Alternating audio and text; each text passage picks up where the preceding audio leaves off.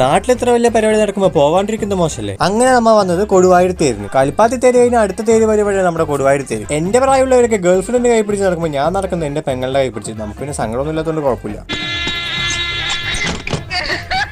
ചേട്ടാ ഇതിട്ട് 2 ഫോട്ടോ എടുത്തിട്ട് 2 ചോദിക്കാൻ പോയത് അയാൾ അവിടെ നാട്ടിൽ വിട്ടു. ഒരു കയ്യബദ്ധം നാട്ടിക്കരുത്.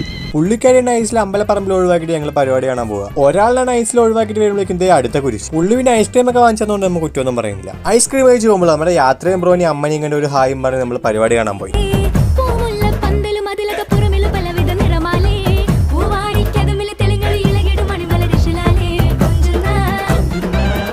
ആ കുലുക്ക് കണ്ടിട്ട് നല്ല എക്സ്പീരിയൻസ് ഉള്ള പോലെ തോന്നുന്നു.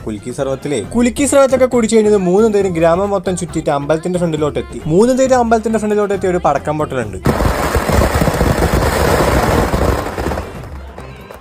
പടക്കം പൊട്ടലൊക്കെ കഴിഞ്ഞ് ആ ഗംഭീര തിരക്കിനിടയിൽ കൂടെ പുറത്തേക്ക് പോവുക. പോണ വഴിക്ക് നമ്മുടെ റെക്കോർഡിനും കണ്ട് കൈ കൊടുത്ത്